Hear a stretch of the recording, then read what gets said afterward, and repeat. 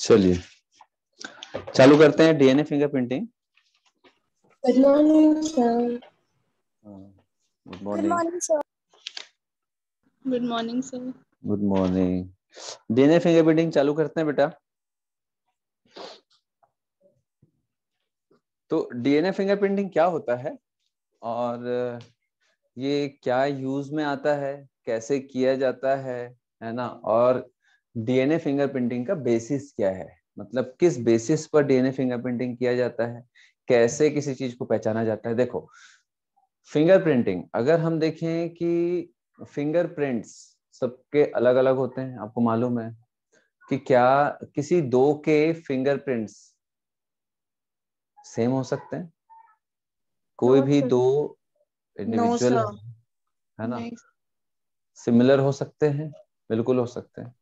Identical twins 99% होते हैं, monozygotic 1% twins. अलग हाँ होता है। सर, मोनोजाइगोटिक ट्विंस के होंगे, ठीक है। और अगर वो ट्विंस भी नहीं है, ठीक है, वो अगर भाई बहन भी है सिंपल, या फिर और भी कोई दूसरे, तो भी फिंगरप्रिंट्स के चांसेस जो रहते हैं वो हैं कि मिल सकते हैं। ठीक है, फिंगरप्रिंट्स जो रहते हैं चांसेस है कि किसी का मिल सकता है, ठीक है, बहुत कम होते हैं।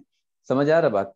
तो डीएनए फिंगरप्रिंटिंग क्या होता है कि जैसे फिंगरप्रिंट के द्वारा किसी भी एक पर्सन को पहचाना जाता है कि भाई ये फिंगरप्रिंट है, उसका फिंगरप्रिंट है, लेकिन हम फिंगरप्रिंट के द्वारा ये नहीं बता सकते कि भैया कि कोई भी एक इंडिविजुअल है, उसका फादर ये है या उसका बेटा ये है ना। हम बिल्कुल नहीं बता सकते कि ये फिंगरप्रिंट जो रहता है इसके जैसा है, किसके, उसके फादर या मदर के जैसा है, या फिर फिंगरप्रिंट जो रहता है उसके बच्चे के जैसा है, या बच्चे का उसके फादर के जैसा है। तो ये चीजें हम पता नहीं कर सकते, ठीक है। लेकिन हम डीएनए फिंगरप्रिंट के द्वारा जरूर पता कर सकते हैं कि अगर किसी का डीएनए ले दो इंडिविजुअल का, तो उनके बीच में कोई रिलेशन है या नहीं है, ये हम बिल्कुल पता कर सकते हैं, ठीक है। तो देखो डीएनए फिंगरप्रिंट जो रहता है दो इंडिविजुअल का मिलता है, बट नॉट 100%। 100% डीएनए फिंगरप्रिंटिंग सिर्फ और सिर्फ मोनोजाइगोटिक ट्विंस में ही होगा, ठीक है। मोनोजाइगोटिक ट्विंस को छोड़ करके और किसी का भी 100% डीएनए की मैचिंग नहीं होगी। अब बात यहाँ पर आती है कि डीएनए की मैचिंग क्या कर रहे हैं, है ना। ऐसी क्या चीजें हैं डीएनए में जिसकी मैचिंग हो रही है, जिसको हम फिंगरप्रिंट बोल रहे हैं। एक्चुअल में वो फिंगरप्रिंट नहीं होता है, डीएनए का प्रिंट होता है, ठीक है। बट इन जनरली हम डीएनए फिंगरप्रिंटिंग बोलते हैं, ठीक है। तो अगर मैं एक छोटा सा सवाल पूछूं कि भाई मेरे पास जो 46 क्रोमोसोम या डीएनए है ना, इसमें से कितना, भाई क्या कोई जीन मेरे पास जो है, gene is a nucleotide chain. भाई अभी हम लोगों ने इतना सारा देख लिया है, जेनेटिक्स है ना, मॉलिक्यूलर, ये सब बायोलॉजी वगैरह देख लिया है। तो अब आप लोगों को जीन या डीएनए में बोलूं तो कुल मिलाकर के it is a polynucleotide chain. कोई भी gene it is a part of DNA, और पार्ट ऑफ डीएनए जो रहता है, चाहे छोटा पार्ट हो चाहे बड़ा पार्ट हो, वो सभी के सभी किससे बनता है, न्यूक्लियोटाइड बेस सीक्वेंस से, ठीक है। पॉलीन्यूक्लियोटाइड चेन से ही बनता है बेटा डीएनए या जीन, ठीक है। तो क्या मैं ये बोल सकता हूँ कि मेरे पास 46 डीएनए है, आप लोगों के पास भी है, तो आप लोग तो मेरे रिलेटिव नहीं हो, फिर भी क्या आप में से किसी का भी डीएनए मैचिंग कर सकता है मेरे से? नॉट 100%, बट कुछ डीएनए मैच हो सकता है, यस हो सर। सकता है। हो सकता है। क्यों? भाई हम सभी का डीएनए जो रहता है ऑलमोस्ट सिमिलर, हम सभी का डीएनए ऑलमोस्ट सिमिलर है। कैसे? भाई जो मैं खाना खाता हूँ वो आप भी खाते हो, क्यों? क्योंकि मैं जो खाना खाता हूँ उसको मैं डाइजेस्ट कर पाता हूँ, और आप लोग जो खाना खाते हो उसको आप लोग डाइजेस्ट कर पाते हो। तो सीधी सी बात है, मैं जो खा सकता हूँ आप लोग भी वही खा सकते हो। क्यों? क्योंकि हम लोगों में डाइजेशन का जो प्रोसेस होता है वो सिमिलर है। मैं प्रोटीन खाऊंगा तो प्रोटीन डाइजेस्ट कर सकता हूँ, आप भी वैसे ही कर सकते हो। कार्बोहाइड्रेट, फैट को मैं डाइजेस्ट कर सकता हूँ तो आप भी कर सकते हो। लेकिन मैं लकड़ी खाऊंगा तो वो डाइजेस्ट नहीं होगा, आप भी लकड़ी खाओगे तो वो डाइजेस्ट नहीं होगा। क्यों? क्योंकि हमारे पास वैसे जीन नहीं है। जो लकड़ी में सेलुलोज होता है, तो सेलुलोज को डाइजेस्ट करने वाले एंजाइम हमारी बॉडी में बनते नहीं है। बनते नहीं है क्यों? भाई एंजाइम क्यों नहीं बनते हैं? एंजाइम हमारे पास सेल्यूलेस एंजाइम जो रहता है ना हमारे मेरे ना आपके बॉडी में नहीं बनते हैं, नहीं बनते हैं। क्यों नहीं बनते हैं? क्योंकि हमारे उसके लिए पास जीन हमारे बॉडी में नहीं है, सीधी सी बात है। इसका ये मतलब हुआ कि भाई जो जो एक्टिविटी मेरे बॉडी में हो रहा है वो आप लोगों की बॉडी में भी हो रहा है। इसका ये मतलब है कि जो जो जीन मेरे पास है वो जीन आप लोगों के पास है, मतलब जो जो डीएनए मेरे पास है वो डीएनए आप लोगों के पास है। समझ आ रहा है आप लोगों को, विथ स्मॉल डिफरेंसेस। ठीक है, तो ओवरऑल अगर मैं बात करूं कि ह्यूमन में अगर हम देखें तो हमारे पास जो बेस सीक्वेंस है भाई, जैसे कि मेरे बॉडी में हीमोग्लोबिन बन रहा है तो आप लोगों के बॉडी में भी हीमोग्लोबिन बन रहा है। तो हीमोग्लोबिन बनाने के लिए क्या आपके और मेरे पास जो बेस पेयर का सीक्वेंस है वो सिमिलर है क्या? Yes sir. हाँ बेस पेयर का सीक्वेंस सिमिलर होगा, ये बेस पेयर का सीक्वेंस सिमिलर होगा। ठीक है, तो जैसे कि फॉर एग्जांपल कि ये होगा, ठीक है,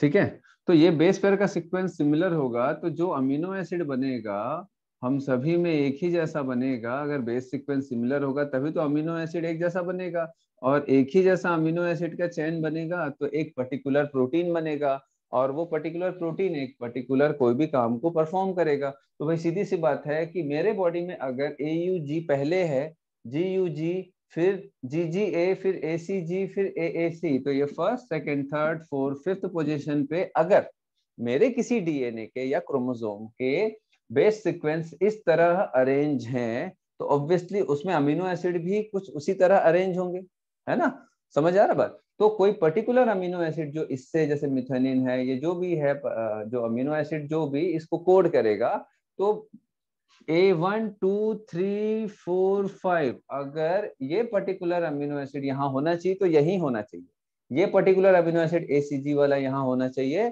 तो यही होना चाहिए। किसके पहले? तो A5 के पहले और A3 के बाद। तो मेरे में भी है, आप लोगों के में भी, तभी एक नॉर्मल हीमोग्लोबिन का स्ट्रक्चर बन पाता है और हम सभी के में RBC बन पाता है। समझ आ रहा बात? क्लियर है ना? तो यहां से हमको एक चीज क्या समझ आया कि भाई ह्यूमंस में 99.9% बेस सीक्वेंस जो होता है सिमिलर होता है ना? 99.9% बेस सीक्वेंस जो होता है, ठीक है, लगभग लगभग हमारे में सेम होता है। ठीक है, तो इतना बेस सीक्वेंस हमारे में सेम है, ठीक, चाहे मेरा ले लूं चाहे आपका या किसी का भी। ठीक है, तो बेस सीक्वेंस होते कितने हैं? तो अगर हम एक जीनोम की बात करें, genome, what is genome? Genome क्या होता है बेटा? हैप्लॉइड स्ट्रक्चर को बोलते हैं। ठीक है, हैप्लॉइड क्रोमोसोम या हैप्लॉइड डीएनए जो रहेगा, नंबर ऑफ डीएनए या क्रोमोसोम, उसको हम जीनोम बोलेंगे। तो कितना होता है? 3.3 × 10⁹ बेस पेयर्स। तो ये 3.3 × 10⁹ या 3 × 10⁹ बेस पेयर्स जो हैं ये ह्यूमन जीनोम में प्रेजेंट होते हैं। अगर हम पूरा 46 की बात करें तो 6.6 चला जाएगा वो। ठीक है, ये जीनोम मतलब हैप्लॉइड का ही लेते हैं। 3.3 × 10⁹ बेस पेयर्स या 3 × 10⁹ बेस पेयर्स। ठीक है, तो कुल मिला के यहाँ पर 10⁹ बेस पेयर्स हैं, है ना? बहुत ज्यादा होता है, ये कई करोड़ होता है। तो कई करोड़ में से कई करोड़ जो हैं वो तो सिमिलर ही हैं। ठीक है, तभी हम सभी ह्यूमन लगभग लगभग एक जैसे दिखते हैं। थोड़ा बहुत डिसिमिलैरिटीज होती हैं हमारे में, फेशियल में हमारा, है ना, मतलब बॉडी के स्ट्रक्चर में। वो इसीलिए होता है क्योंकि आधा गैमेट मदर से आता है, आधा गैमेट फादर से आता है, दोनों मिलते हैं तो मिला जुला थोड़ा सा एक स्ट्रक्चर हमारी बॉडी में रिप्रेजेंट होता है। ठीक है, तो वो एक डिफरेंट थिंग हो गया। बट जेनेटिकली जो रहता है, हम लोग बहुत सारी चीजों में, मैक्सिमम चीजों में हमारी बॉडी एक जैसे परफॉर्म करती है with little differences due to crossing over. ठीक है, ये सब हम जानते हैं। तो मेरा बताने का मकसद ये है कि भैया हमारे पास जितने भी हैं उनमें से इतना जो बेस सीक्वेंस है हम सभी का सिमिलर है। क्यों? क्योंकि हम सभी ह्यूमन हैं, हम सभी एक जैसे खाते पीते रहते हैं, हमारी बॉडी एक जैसा परफॉर्म करती है। थोड़ा बहुत डिफरेंसेस होते हैं, मेटाबॉलिक एक्टिविटी XYZ थोड़ा बहुत अलग होता है, हाइट वाइट कलर, ये सब तो आपको मालूम है कि क्रॉसिंग ओवर हो रहा है, म्योटिक डिवीजन के समय हो रहा है, आधा मदर से जीन आ रहा है, आधा फादर से जीन आ रहा है, तो उसका मिला जुला रूप आ रहा है, वो भी चेंज होकर के आ रहा है। मदर से जो जीन आ रहा है, फादर से जो जीन आ रहा है, वो भी एग्जैक्टली सिमिलर नहीं आ रहा है ना। म्योटिक डिवीजन में क्या हो रहा है, क्रॉसिंग ओवर हो रहा है, रिकॉम्बिनेशन हो रहा है, तो थोड़ा चेंजेस होकर के आधा इधर से आएगा, थोड़ा चेंजेस होकर के आधा इधर से आएगा। इधर से मतलब किधर से, मदर से और फादर से, और फिर मिला जुला रूप हमको दिखता है एज अ ऑफस्प्रिंग। ठीक है, बट अगर हम एक नॉर्मल बॉडी की एक्टिविटी देखें तो ऑलमोस्ट सारे जीन एक जैसा ही सीक्वेंसिंग होंगे, एक जैसा ही अमीनो एसिड बनाएंगे, एक जैसा ही काम करेंगे। यहां तक समझ आ रहा है आप लोगों को? ठीक है, अब डीएनए फिंगरप्रिंटिंग फिर होता क्या चीज है? ठीक है, ये तो समझ आ गया कि भाई ये सारे जो है लगभग लगभग सिमिलर है। 99.9% बेस सीक्वेंस जो रहता है ना, हमारी बॉडी का सभी ह्यूमंस में सिमिलर होता है। तो हम सभी को अगर हम हमारे जो जेनेटिकली अगर हम देखें तो भाई मैं अलग हूं, आप लोग अलग हैं। मैं अपने फादर से या अपने मदर से, या आप अपने फादर और मदर से, आप लोग 100% सिमिलर नहीं हो, 50% सिमिलर हो। समझ आ रहा है बात? उसमें भी कुछ चेंजेस है क्रॉसिंग ओवर के कारण।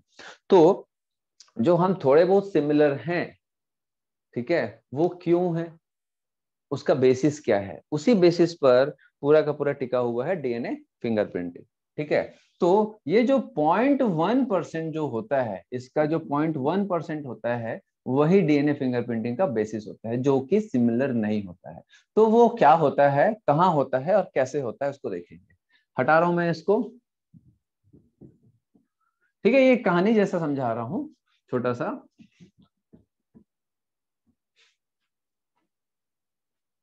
चलिए, तो अब एक छोटा सा देखेंगे, एक एग्जांपल। मैं जैसे पूछूंगा वही बताएंगे। जैसे मेरा ये फर्स्ट डीएनए है,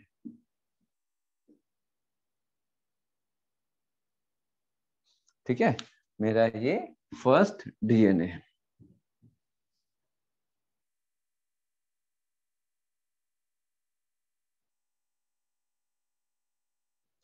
ठीक,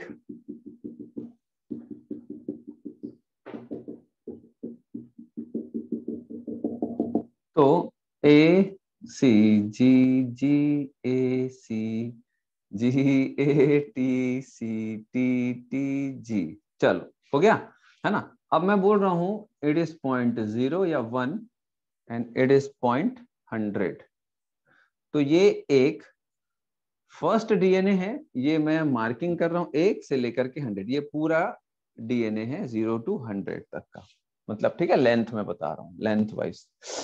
ठीक है, इतना है ना। तो अगर मैं ये बोलूं कि क्या ए C G, ji ji, G A सी अगर मेरे फर्स्ट डीएनए में है, तो और फर्स्ट डीएनए के फर्स्ट पोजीशन पर एसीजी है और जीएसी है, तो क्या आप में से किसी के में भी ये हो सकता है? बताओ भाई नमीरा।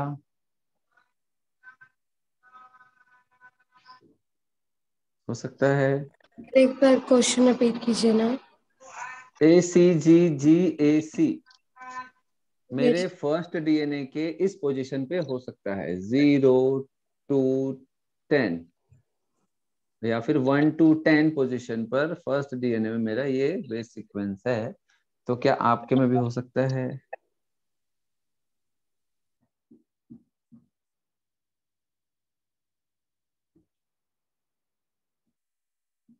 बताइए, हो सकता है? हाँ या ना में जवाब दो बस, बाकी आगे बात की बात। हो सकता है? बताओ भाई, श्रेया चंद्रा का हो सकता है? हाँ। संस्कार हो सकता है? यस सर, पॉसिबिलिटी तो है। हो सकता है। ठीक है, बताओ भाई, तृप्ति, नासिर, हो हो सकता सकता है? हाँ, जी सर, हो सकता है ना।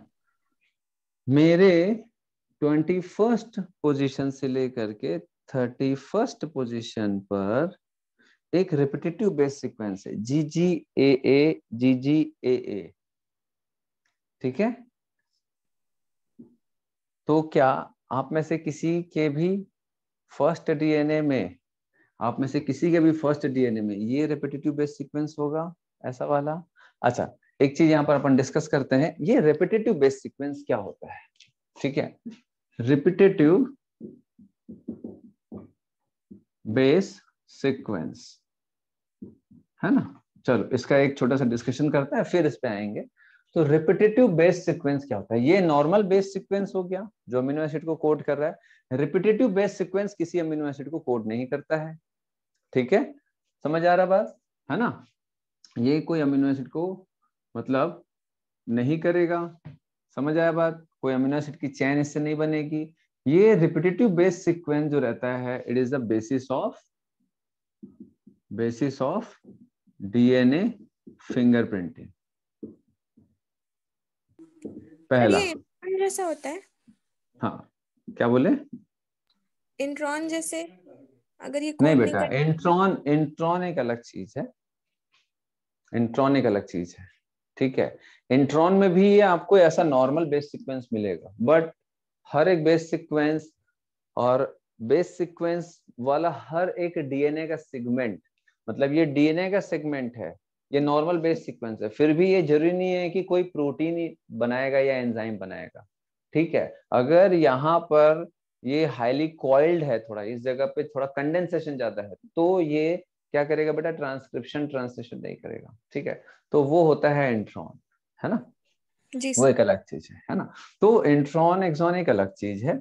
यहाँ पर हम क्या बता रहे हैं? Repetitive base sequence. तो बेटा इंट्रॉन और एक्सॉन यूकैरियोट्स में तो ये जो 99.9% जो रहता है बेस सीक्वेंस जो बता रहा हूँ, वो इंट्रॉन एक्सॉन इसी में आ जाएगा, 99.9%। तो 0.1% जो होता है, 0.1% जो होता है, वो रिपीटेटिव बेस सीक्वेंस होता है, ठीक है।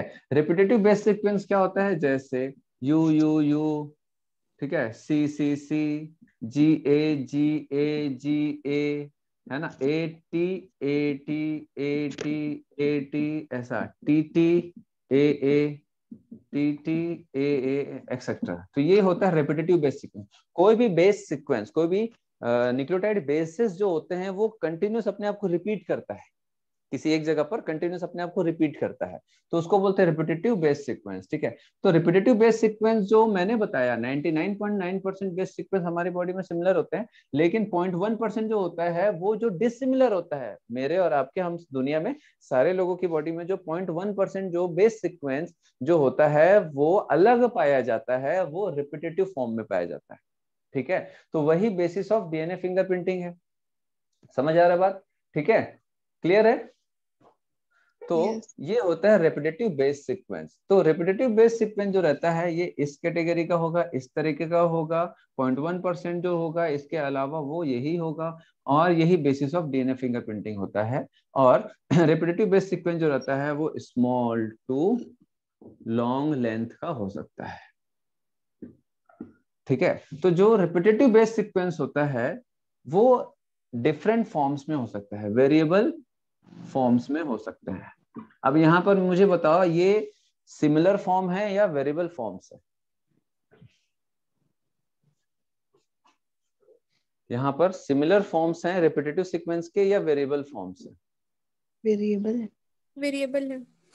ये वेरिएबल है ना। तो ये जो रिपीटेटिव बेस सीक्वेंस होता है ना, ये पॉलीमॉर्फिज्म शो करता है, इसीलिए पॉलीमॉर्फिज्म शो करता है। समझ आया बेटा? पॉलीमॉर्फिज्म शो करता है, ठीक है। और इसके बहुत सारे एक ही डिजिट के, जैसे 1 2 3 4 5 6 7 8, ये 8 न्यूक्लियोटाइड बेस सीक्वेंस अपने आप को रिपीट कर रहे हैं, बट ये है तो सेम लेंथ के, बट इसमें रिपीटिशंस बेस सीक्वेंस का अलग अलग हो सकता है ना। और इसको VNTR भी बोला जाता है, that is variable number of tandem repeat. Number of tandem repeat. Tandem repeats.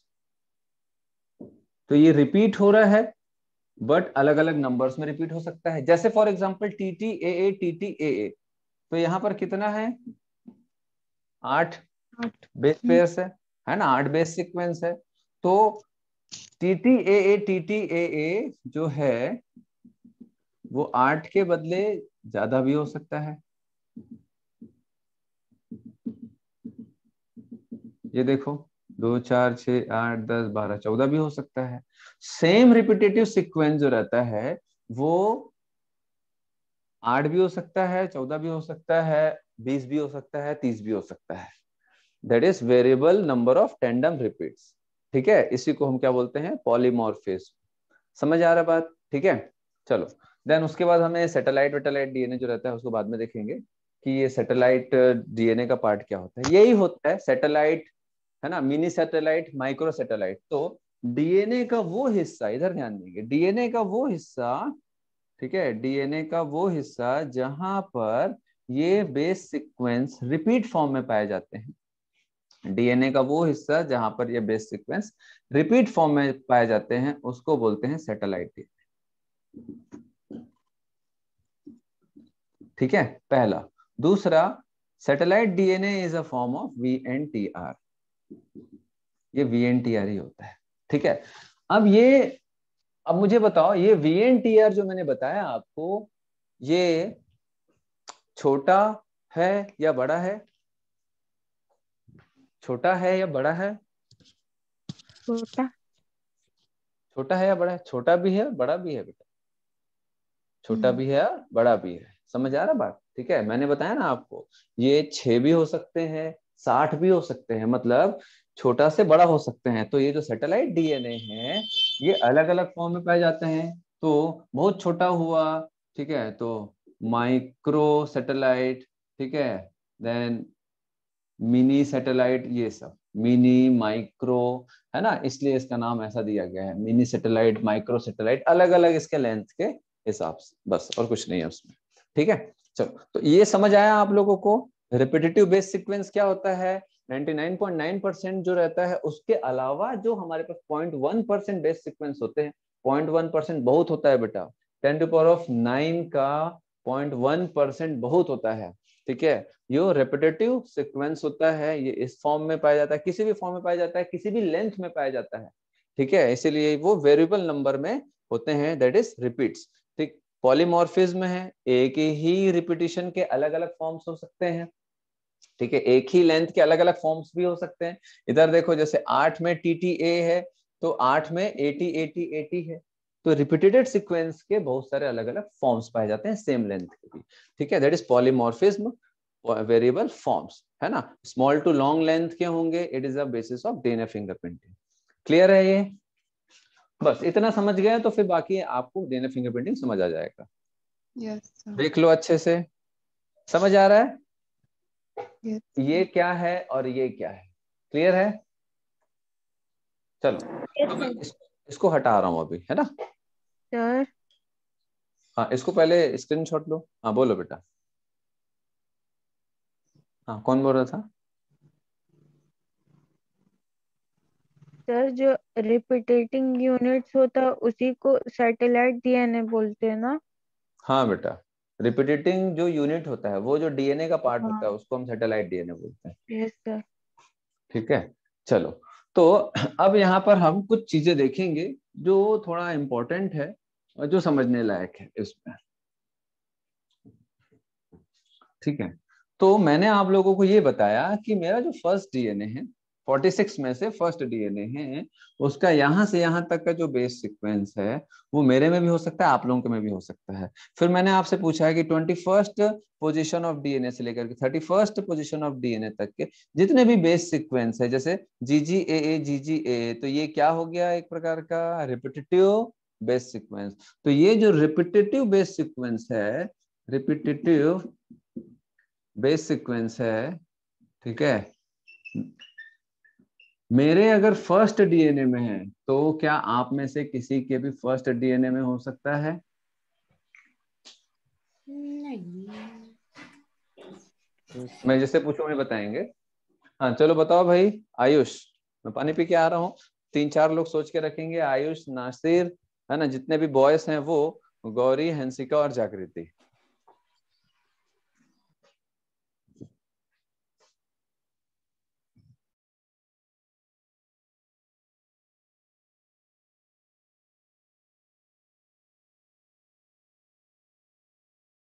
ये सब क्वेश्चन एक बार रिपीट करेंगे?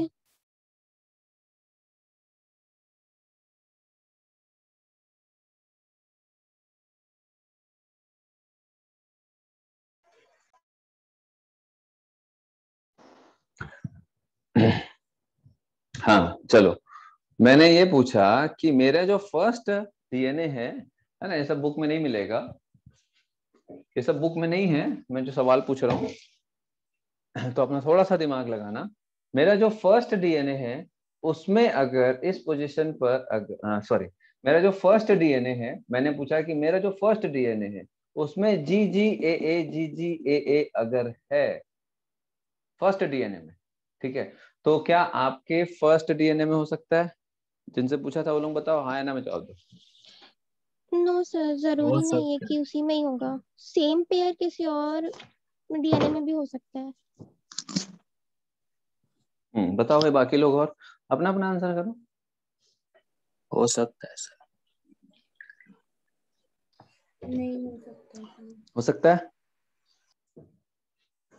हाँ बताओ भाई। श्रेया, हो सकता है?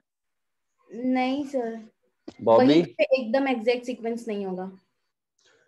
सेम सीक्वेंस में बोल रहा हूँ, GGAA कितना सीक्वेंस है? 2 4 6 8, 8 है, और ये 8 GGAA वाला ही sequence, equal length equal sequence, मतलब exact sequence and equal length में क्या मेरे डीएनए में अगर ये है सेम, है ना, तो क्या आप लोगों के किसी के भी फर्स्ट डीएनए में हो सकता है? नहीं हो सकता।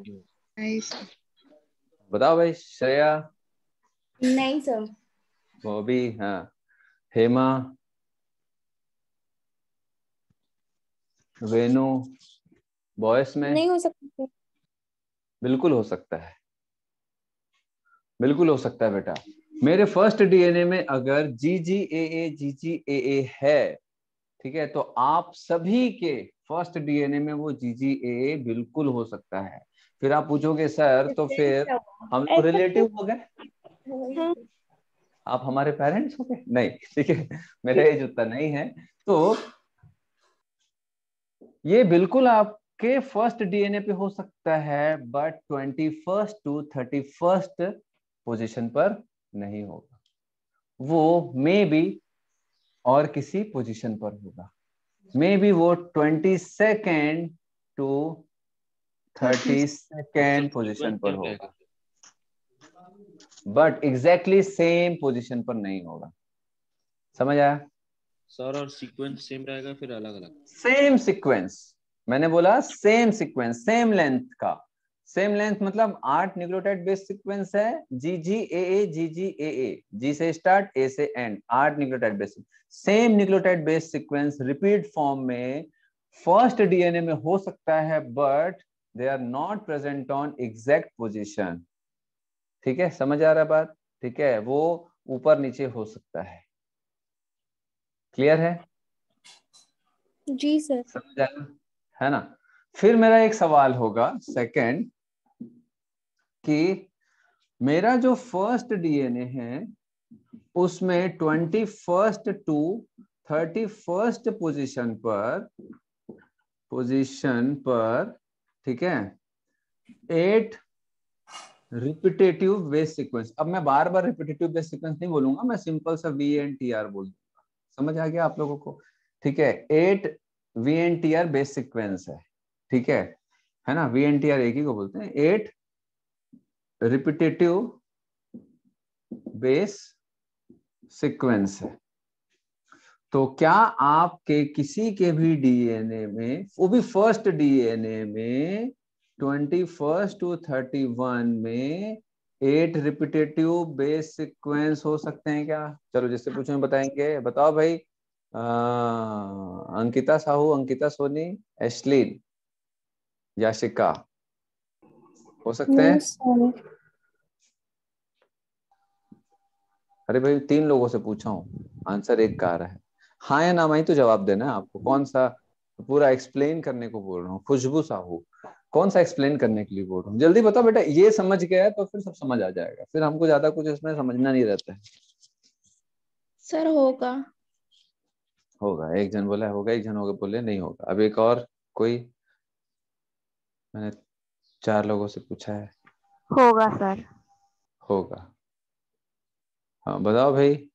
सुमन, संस्कार, Gauri, sir please repeat your question. अरे बेटा तो आप लोग सुनते क्यों नहीं हो? मैंने ये बोला फर्स्ट डीएनए में 21st to 31st पोजीशन पर 8 रिपीटेटिव बेस सीक्वेंस है मेरे, ठीक है। तो क्या आप में से किसी के भी 21st to 31st पोजीशन पर 8 रिपीटेटिव बेस सीक्वेंस हो सकते हैं क्या? नहीं सर, 8 रिपीटेटिव सीक्वेंस हो सकते हैं, पर जरूरी नहीं कि जो ये जरूरी एग्जैक्टली इतना ही हाँ। रिपीटेटिव सीक्वेंस और इसी पोजीशन पर ये पॉसिबल नहीं है। इतना ही रिपीटेटिव सर, बेस हो सीक्वेंस, इतना ही इसी सकता है। पोजीशन पर, और इतना ही हो सकता है। मतलब मैंने बोला 21st to 31st पोजीशन पर 8 repetitive base no sequence sir, ये नहीं होगा। ये बिल्कुल हो सकता है। सर हो सकता है, भले सीक्वेंस अलग होगी, जैसे एटी है तो टीए हो गया। ये GGA के बदले GA होगा, हाँ, और अलग हो सकता है। अलग सीक्वेंस होगा, मे बी कुछ भी हो सकता है, बट GGAA नहीं होगा। सेम पोजीशन पर, सेम डीएनए के सेम पोजीशन पर GGAA के बदले GAGA या कुछ और रिपीटेटिव बेस सीक्वेंस हो सकते हैं, but same repetitive base sequence नहीं हो सकते। समझ आ रहा है? क्या हो सकता है? सेम रिपीटेटिव बेस सीक्वेंस नहीं होगा, बट 21st से 31st पोजीशन पर 8 रिपीटेटिव बेस सीक्वेंस पॉसिबल है, बट कोई और सीक्वेंस के साथ, कोई और रिपीटेटिव बेस सीक्वेंस होगा। ठीक है, चलो एक और सवाल पूछता हूं, तीसरा।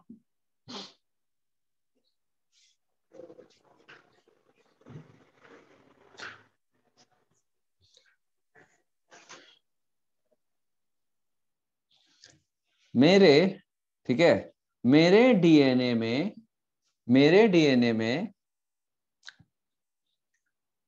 21st to 31st पोजीशन पर, ठीक है, मेरे किसी डीएनए में 21st to 31st पोजीशन पर GGAA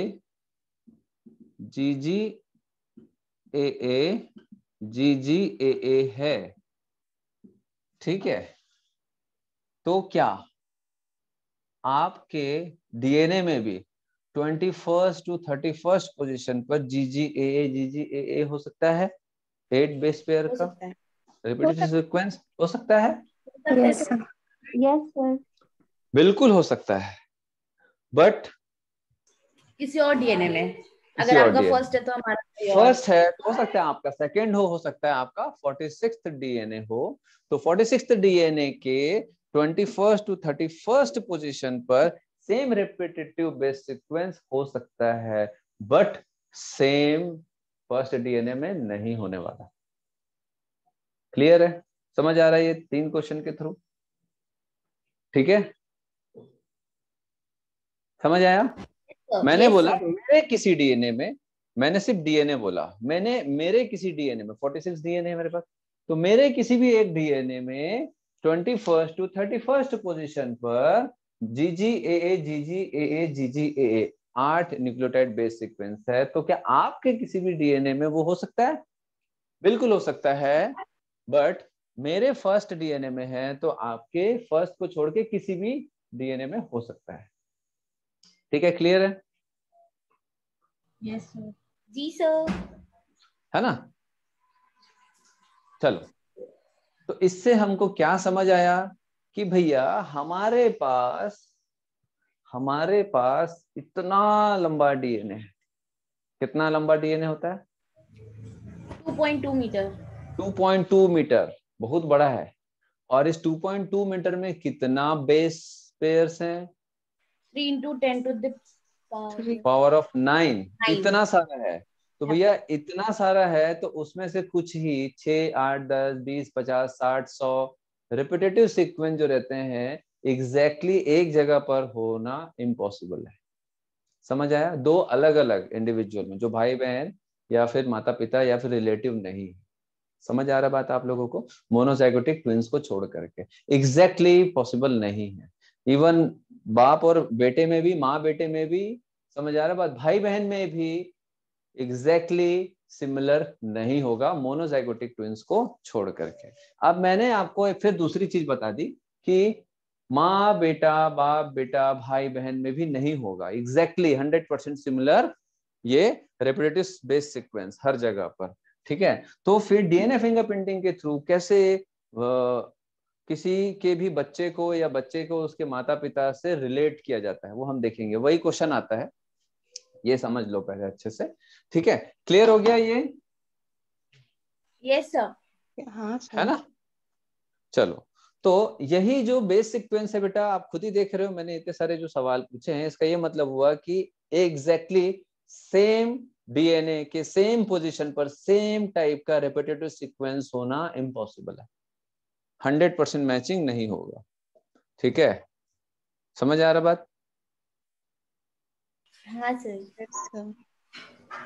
क्यों भाई भूपेन, इतना लेट क्यों आ रहे हो? जल्दी आया करो भाई। चलो, इसको हटा रहा हूं मैं, हटा दूं? जी सर। सर हाँ बोलो।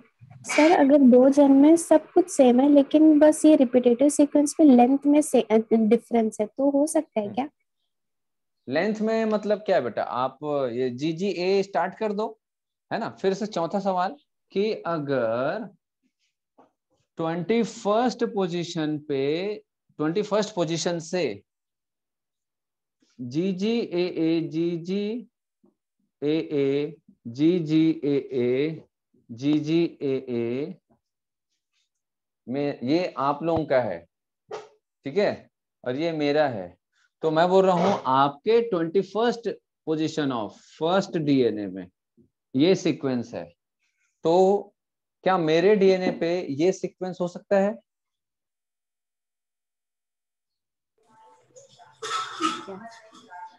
हाँ है ना? हाँ। मैं जवाब, क्या बोले? मेरे फर्स्ट डीएनए के 21st पोजीशन से जो रिपीटेटिव सीक्वेंस स्टार्ट हुआ GGAA GGAA, ठीक है, और आपके फर्स्ट डीएनए के 21st पोजीशन से स्टार्ट हुआ ये, तो ये दोनों हो सकते हैं या नहीं? हो सकता हो सकते हैं, बिल्कुल हो सकते हैं। क्यों? यहाँ पर 8 बेस पेयर रिपीट हो रहे हैं, यहाँ पर ज्यादा है, सारे। तो सेम पोजीशन पर सेम रिपीटेटिव बेस सीक्वेंस हो सकता है, बट लेंथ वेरिएबल होगा, इसीलिए तो हम उसको पॉलीमॉर्फिज्म बोलते हैं।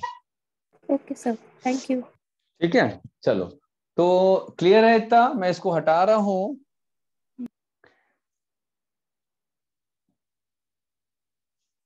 हटा दूं? हाँ चलिए। सर मुझे एक बात समझ नहीं आई ना सर, जब हाँ सब बोलो। कुछ सेम ही है, 99.9% बेस सीक्वेंस सिमिलर है, फिर जो रिपीटेटिव बेस सीक्वेंस है 0.1% ये डिफर करता है, लेकिन ये किसी प्रोटीन के लिए कोड नहीं करता, तब सारे इंडिविजुअल्स अलग कैसे दिखते हो? उनकी मतलब डिसिमिलैरिटीज उनमें क्यों होती है? वही तो मैं आप लोगों को शुरू में समझाया हूँ बेटा, वही चीज तो मैं सबसे शुरू में बताया हूँ। तो क्या बताया हूँ? रिकॉम्बिनेशन। रिकॉम्बिनेशन, रिकॉम्बिनेशन के कारण जो हमारे एसेंशियल मेटाबॉलिक जो भी अमीनो एसिड्स होते हैं, उसके लिए जो बेस सीक्वेंस होते हैं, ठीक है, वो तो सिमिलर रहेंगे, बट कई ऐसे जो फिजिकल कैरेक्टर्स के लिए होते हैं या कुछ और कैरेक्टर्स के लिए जो हमारे पास जीन्स होते हैं, उसमें रिकॉम्बिनेशन होगा। ठीक है, तो रिकॉम्बिनेशन होने के कारण ही हमें थोड़ा सा चेंजेस आ जाते हैं। ठीक है, और दूसरा चेंजेस इसीलिए आता है कि हमारा जैसे कि मदर से जो डीएनए आ रहा है, ठीक है, उसमें कुछ चेंजेस होगा बेटा, वो चेंजेस जो कि किसी फिजिकल कैरेक्टर के लिए होगा। तो भाई आप मुझे बताओ कि हम जो दिखते हैं, मुझे एकदम सिंपल सा एक कॉन्सेप्ट बताओ कि क्या हमारे पास जो हमारा जो स्किन का कलर है उसके लिए एक ही जीन है? नहीं। No sir, 3। एक ही जीन है क्या? क्या है वो? मल्टीपल जीन है ना, मल्टीपल जीन है, समझ आ रहा है? तो अब कौन सा जीन डोमिनेंट है, कौन सा जीन रेसेसिव हुआ है, वो डिपेंड करेगा फिजिकल अपीयरेंस। बस वही चीजें सब जगह अप्लाई होती है, समझ आ रहा है? तो भैया आप डोमिनेंट जीन आ रहा है एक जगह से, एक जगह से रेसेसिव जीन आ रहा है, तो क्या होगा? मिला जुला रूप होगा, तो फिजिकल अपीयरेंस चेंज हो जाएगा, सिंपल है ना? ये चीज अपन जेनेटिक्स में बेस पढ़े हैं। सीक्वेंस अलग होगा है ना ह्यूमन डिवीजन में? बेस सीक्वेंस कैसे अलग होगा बेटा? प्रोटीन, अब जो जीन है, कौन सा जो डोमिनेंट जीन है वो एक्सप्रेस कर रहा है, और रेसेसिव जीन एक्सप्रेस नहीं कर रहा। बेस सीक्वेंस तो सेम है, बट प्रोटीन कितना बन रहा है, प्रोटीन का स्ट्रक्चर सेम है, बट प्रोटीन कितना बन रहा है उस पर डिपेंड करेगा उसका फिजिकल अपीयरेंस। भाई सीधी सी बात है कि कोई इंसान बहुत हेल्दी है, क्यों हेल्दी है? कोई इंसान बहुत पतला है, भाई उसका जो डाइजेशन का प्रॉपर्टी है वो ज्यादा है है ना, और एक का डाइजेशन की प्रॉपर्टी कम है, मेटाबॉलिक एक्टिविटी ज्यादा है। अब मेटाबॉलिक एक्टिविटी ज्यादा क्यों है? क्योंकि उसमें वैसे प्रोटीन्स एंजाइम ज्यादा बन रहे, प्रोटीन्स तो सेम बनेगा, एंजाइम तो सेम बनेगा। भाई सीधी सी बात है, एक पर्सन जो है वो बोल सकते हैं कि 250 ग्राम चिकन से ज्यादा नहीं खा पाता, और एक पर्सन होता है जो 1 किलो चिकन भी खा लेता है एक बार में। तो वो डाइजेशन का जो प्रॉपर्टी है वो किस पे डिपेंड कर रहा है? वो कितना एक्टिव है, प्रोटीन या एंजाइम कितना एक्टिवली बन रहा है। अब वो कितना एक्टिवली बनेगा वो डिपेंड करेगा जीन डोमिनेंट है या रिसेसिव है। अगर कोई जीन है वो सेम प्रोटीन बना रहा है, पेप्सिन जो रहता है एक एंजाइम है, तो उसके लिए जो न्यूक्लियोटाइड बेस सीक्वेंस होगा वो तो सेम होगा ना, कि नहीं होगा? भाई मेरे में जो पेप्सिन बन रहा है और आप लोगों के में जो पेप्सिन बन रहा है उसमें न्यूक्लियोटाइड बेस सीक्वेंस सेम होगा, बट वो न्यूक्लियोटाइड बेस सीक्वेंस कितना एक्सप्रेस हो रहा है वो डिपेंड करेगा वो जो जीन है वो डोमिनेंट है या रेसेसिव है। जीन का सीक्वेंस सिमिलर होता है बट वो डोमिनेंट या रेसेसिव हो सकता है, उसी पे डिपेंड करता है हमारा फिजिकल अपीयरेंस, हमारा मेटाबॉलिक एक्टिविटी। समझ आ रहा है? जेनेटिक्स अगर अच्छे से समझे हैं तो यहाँ पर थोड़ा दिक्कत नहीं आएगी, जेनेटिक्स नहीं समझे हैं तो थोड़ा यहाँ पर आप लोगों को कंफ्यूजन होगा कि भाई बेस सीक्वेंस तो सेम है, 99.9% बेस सीक्वेंस तो सेम है। ठीक है, कई लोग पूछते हैं, है ना, ये AUG G G A, है ना, GUGACG,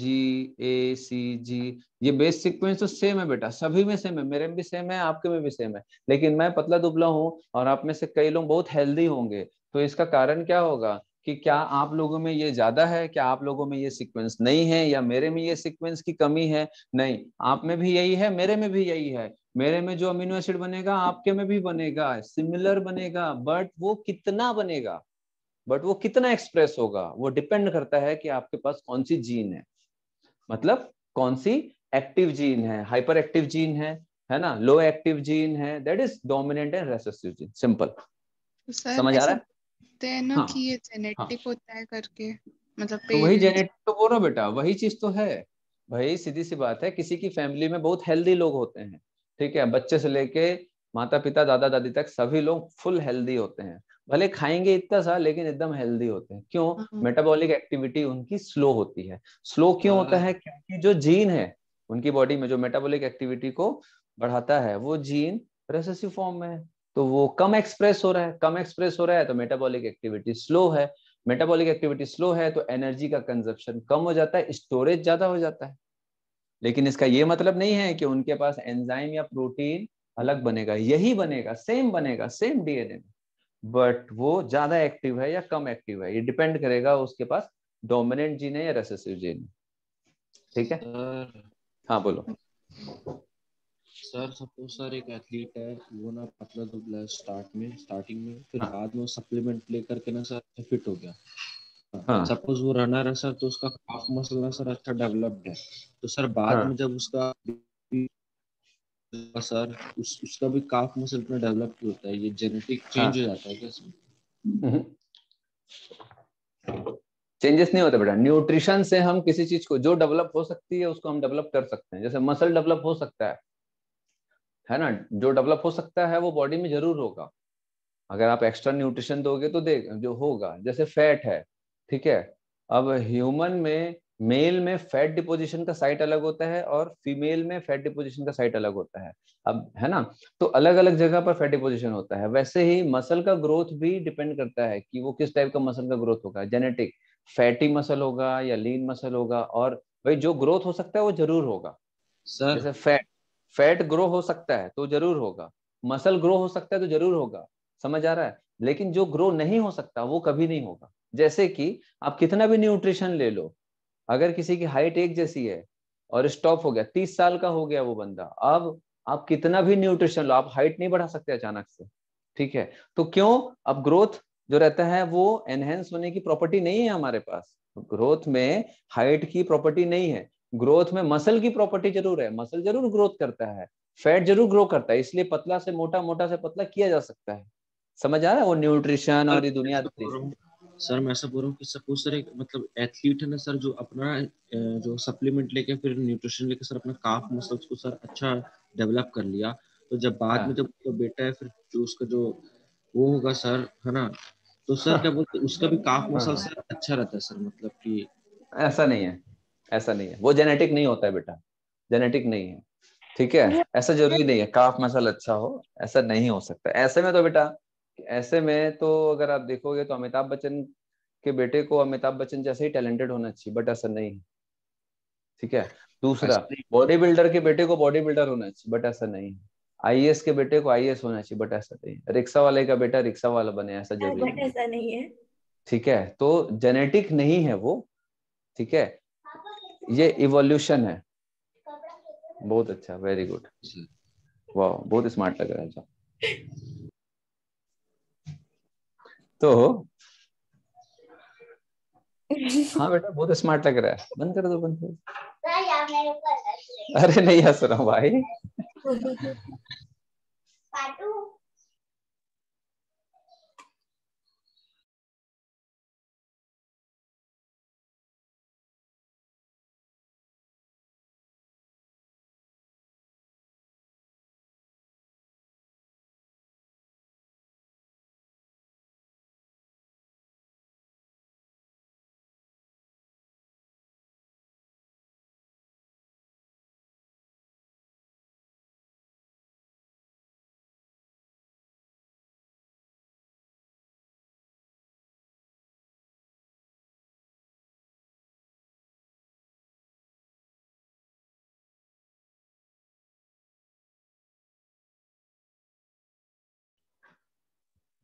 ये सारी चीजें जो है ना, ये इवोल्यूशन में है बेटा। इवोल्यूशन में यही सब चीज पढ़ते हैं हम लोग, ठीक है। इनहेरिटेंस ऑफ एक्वायर्ड कैरेक्टर, जो कि गलत साबित किया गया। आप जो बता रहे हो या पूछ रहे हो, दैट इज इनहेरिटेंस ऑफ, मतलब एक्वायर्ड कैरेक्टर है ना ये। भाई मैंने बॉडी बिल्डिंग की, ठीक है, तो ये मेरे बच्चे में इनहेरिट नहीं होगा, उसको खुद ही बिल्ड करना पड़ेगा, ठीक है, वो अपने आप नहीं हो जाएगा। चलो, ऐसे में तो हाँ सर मान हाँ लीजिए बोल। आप एक पी प्लांट लिए, ठीक है, उसके किसी सेल को आप निकाल लिए, आइसोलेट कर लिए, फिर आप उसका डीएनए को निकाल लिए, और उसमें जो हम लोग जीन है उसका कुछ कोडिंग इस प्रकार है कि अगर एक मान लीजिए जो ग्रीन सीड कलर के लिए जीन है वो है और एक येलो के लिए है, और दूसरा पी प्लांट में एक येलो एक और येलो, तो उसमें तो येलो एक्सप्रेस होगा और इसमें भी येलो एक्सप्रेस होगा, तो लेकिन सर कोडिंग्स तो अलग हो गए ना। और अगर किसी में ग्रीन ग्रीन के लिए तो उसमें ग्रीन वाला अलग होगा। उसको लिख के भेजना बेटा, आप क्या बोल रहे हो, है ना। पहले आप लिखना, हाइपोथेटिकल क्वेश्चन को सबसे पहले लिखना, ठीक है। उसके बाद फिर आप पहले खुद एनालिसिस करना है कि क्या हो सकता है, फिर मेरे को उसको लिख के भेज देना, ठीक है। फिर उसको अपन देखते हैं।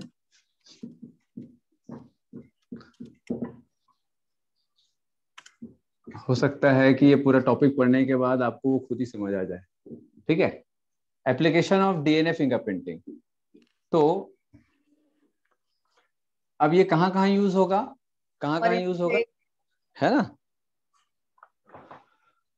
पैटर्निटी टेस्ट में, पैटर्निटी टेस्ट, ठीक, और इन्वेस्टिगेशन ऑफ क्रिमिनल्स, है ना, इन्वेस्टिगेशन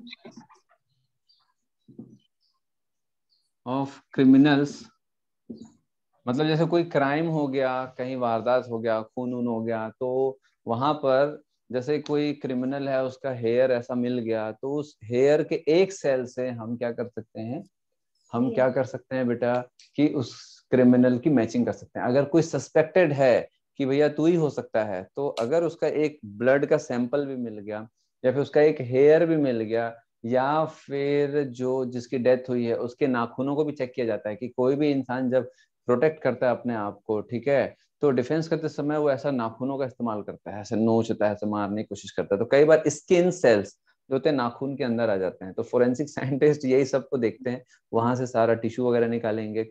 हेयर, एक भी हेयर मिल गया तो काफी है, ठीक है। तो अगर उनको एक हेयर भी मिल गया तो सैंपल क्या क्या हो सकते हैं, ठीक है, सैंपल क्या क्या हो सकते हैं, है ना। सैंपल क्या क्या हो सकते हैं, हेयर फॉलिकल्स। अब ऐसे नहीं कि कटा हुआ हेयर से ला के आप देखोगे, नहीं, ये डेड है, ये डेड है ये, ठीक है, केराटिनाइज्ड है। तो हेयर के जो फॉलिकल्स हैं वो, है ना, देखो ना आप लोग, जैसे लिवॉन का ऐड आता है ऐसा, अंदर से अंदर में जो रहता है, दैट इज हेयर फॉलिकल, ठीक है। ब्लड सैंपल, ब्लड सैंपल, ठीक है, और क्या हो सकता है बेटा? सेमेन, है ना, समझ आ रहा बात, है ना, सलाइवा, कुछ भी जिसमें सेल्स होंगे, कुल मिला करके जिसमें लिविंग सेल्स होगा, लाइव सेल्स होगा, तो वो सारे के सारे जो भी मटेरियल। तो ब्लड में अगर मैं आपसे पूछूं तो ब्लड में डीएनए फिंगरप्रिंटिंग के लिए कौन सा सेल देखा जाएगा? ब्लड का कौन सा सेल डीएनए फिंगरप्रिंटिंग में इस्तेमाल होगा? अरे WBC। बताओ भाई आयुष। WBC, क्योंकि उसमें अल्फी न्यूक्लियस होता है। कौन सा होगा भाई? Yes sir, WBC। WBC। WBC क्यों WBC? क्योंकि इसमें न्यूक्लियस होता है और न्यूक्लियस में हमको डीएनए मिलेगा। Yes sir. ठीक है, न्यूक्लियस में हमको डीएनए मिलेगा। ठीक है, समझ आ रहा बात? तो हम एप्लीकेशन कर सकते हैं, सैंपल ले सकते हैं किसी भी तरीके से जिसमें सेल होगा, जिसमें न्यूक्लियस होगा, जिसमें जेनेटिक मटेरियल होगा। ठीक है, फिर हम देखते हैं बेटा टेक्निक क्या है डीएनए फिंगरप्रिंटिंग करने का। ठीक है, टेक्निक क्या है डीएनए फिंगरप्रिंटिंग का?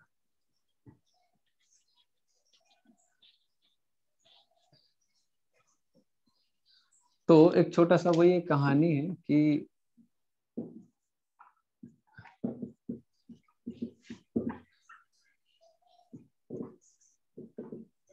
Technique of DNA fingerprinting. अब छोटा सा कहानी ये है कि एक बार महाराष्ट्र कोई शायद हरियाणा में, ठीक है, यही वाला कहानी सुनाता हूँ मैं, पुराने बच्चों को मालूम है कि एक नेता थे, उनको एक लड़के ने आके बोला, 20-22 साल का एक लड़का, उस नेता को, अच्छा रईस नेता था, ऑब्वियसली नेता लोग रईस ही होते हैं, तो उनके पास जाके बोला कि आप मेरे फादर हो। तो नेता ऐसा देखा, बोला भाई इसको बाहर का रास्ता दिखाओ।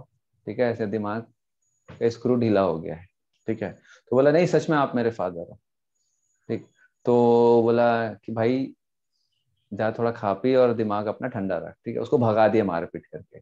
तो उसने कोर्ट में फिर एप्लीकेशन लगाया कि भाई ये जो नेता है, ये जो पर्सन है, ये मेरे बायोलॉजिकल फादर है, ये मेरे बायोलॉजिकल फादर है। ठीक है, तो उन्होंने इसको साबित भी कर दिया। तो अब कोर्ट में जब केस गया तो बोला भाई ठीक है, एक काम करो डीएनए फिंगरप्रिंटिंग करा लो। ठीक है, डीएनए फिंगरप्रिंटिंग करवा लो। तो डीएनए फिंगरप्रिंटिंग करने के लिए सबसे पहले हमको क्या चाहिए रहता है? डीएनए फिंगरप्रिंटिंग करने के लिए सबसे पहले हमको क्या चाहिए रहता है? हमको सैंपल चाहिए रहता है, सैंपल। ठीक है, ऑफ डीएनए, हमको डीएनए चाहिए रहेगा। समझ आ रहा बात? तो हम डीएनए को एक्सट्रैक्ट करेंगे। डीएनए को एक्सट्रैक्ट कैसे करेंगे? सेल से करेंगे। तो पुलिस वाले लोग बोले कि भाई आप ब्लड दे दो, अपना ब्लड सैंपल। तो नेता बोला मैं नहीं दूंगा। ठीक है, तो फिर एक पुलिस वाला जो ईमानदार था, उसने क्या किया कि झूमा झटकी चालू कर दिया, और एसपी ने बोला कि हवलदार को कि जब मैं उससे बातचीत करूं, थोड़ा हाथापाई करूं, तो पीछे से बाल को खींच देना। ठीक है, बाल को खींच देना। तो उसने क्या किया, ऐसे ही पुलिस वाले ने बाल को खींच दिया। ठीक है, बाल को खींचा तो हेयर फॉलिकल आ गया, उसको उसने डाल दिया। उसके बाद लैब में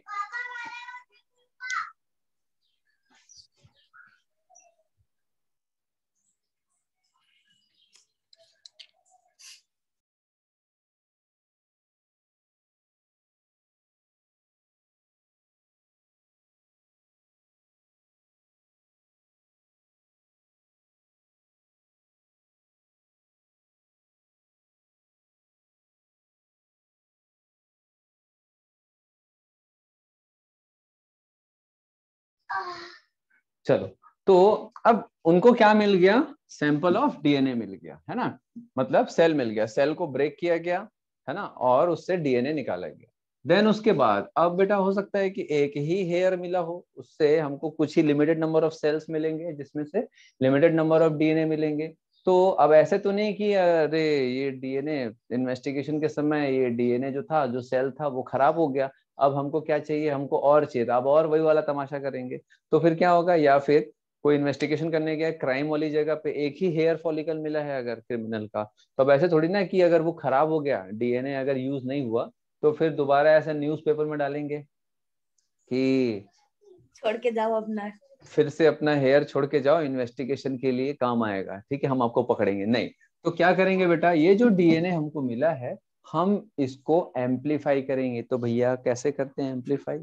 polymerase chain reaction, amplify PCR by PCR. तो पीसीआर के थ्रू हम क्या करेंगे, बहुत सारा डीएनए बना लेंगे। समझ आ रहा बात?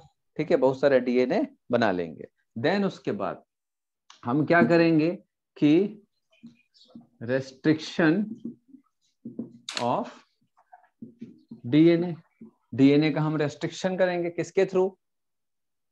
डीएनए को काटेंगे किसके थ्रू? रेस्ट्रिक्शन एंडोन्यूक्लियस, ठीक है, restriction to nuclease by restriction to nuclease enzyme के थ्रू डाइजेशन करेंगे डीएनए का। ठीक है, उससे क्या होगा बेटा कि जैसे ये डीएनए का जो लेंथ है इसमें जो रेपिटेटिव सीक्वेंस है, फॉर एग्जांपल ये रेपिटेटिव सीक्वेंस है, ठीक है, तो ऐसा रेस्ट्रिक्शन एंजाइम ढूंढेंगे जो इस रेपिटेटिव बेस सीक्वेंस को काटेगा, ठीक है, या इसके ऊपर नीचे वाले हिस्से को काटेगा। तो हमको ये रेपिटेटिव बेस सीक्वेंस जो रहता है रेस्ट्रिक्शन टू न्यूक्लियस के द्वारा हम इसको काट के इसके जो फ्रेगमेंट्स हैं इसको हम लोग अलग कर लेंगे, फ्रेगमेंट्स को हम लोग आइसोलेट कर लेंगे। ठीक है, फ्रेगमेंट्स को आइसोलेट कर लिए। देन उसके बाद अब मैंने जैसे बताया आपको कि जो VNTR है सैटेलाइट डीएनए जो होता है उसका लेंथ छोटे से बड़ा हो सकता है या ना? हो सकता है कि नहीं हो सकता? हो सकता है सर। कैसे हो सकता है छोटे से बड़ा? किस बेसिस पर बोल सकते हो आप कि छोटे से बड़ा हो सकता है? रिपीट कितना सीक्वेंस हो रहा है, कितना सीक्वेंस में है, कि वो 8 है कि 80 है, उसके बेसिस पर डीएनए का लेंथ होगा। भाई अगर ये इतना ही है, ये 2 4 6 है, तो 6 है मतलब ये छोटा डीएनए का सेगमेंट है। यही अगर 60 होगा तो बड़ा डीएनए का लेंथ होगा। तो अब हमको क्या करना पड़ेगा कि भाई जो रेपिटेटिव सीक्वेंस है वो छोटे से बड़ा हमको अरेंज करना पड़ेगा। तो मुझे बताओ कि हम अरेंज डीएनए को कैसे कर सकते हैं? जेल इलेक्ट्रोफोरेसिस, अब जेल इलेक्ट्रोफोरेसिस करेंगे। समझ आ रहा है? क्लियर है यहाँ तक? जेल इलेक्ट्रोफोरेसिस करेंगे, यहाँ तक तो आपने सब पढ़ा हुआ है, ठीक है, बायोटेक्नोलॉजी में। तो जेल इलेक्ट्रोफोरेसिस कर लिया। अब जेल इलेक्ट्रोफोरेसिस करने के बाद इधर ध्यान देंगे, ये जेल इलेक्ट्रोफोरेसिस करने के बाद हम लोग क्या कर रहे हैं बेटा, ये जो डीएनए का जो लेंथ है छोटे से बड़ा हम लोगों ने कर लिया, ठीक है, इसको हम लोगों ने स्मॉल लेंथ से लार्ज लेंथ। तो भाई मुझे बताओ यहाँ पर कौन सा चार्ज होगा, इधर कौन सा चार्ज होगा? ए में क्या, मैं जैसे पूछूंगा वही बताएंगे, ठीक है। ए में कौन सा चार्ज होगा, नेगेटिव या पॉजिटिव? चलो बताओ भाई, कौन बताएगा? मोरिना,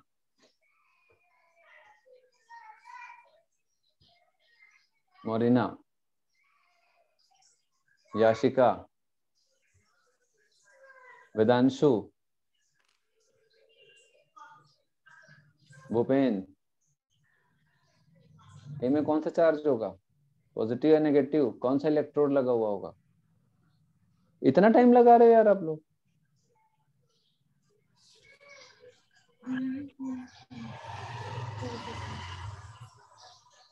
बॉबी, हेमा,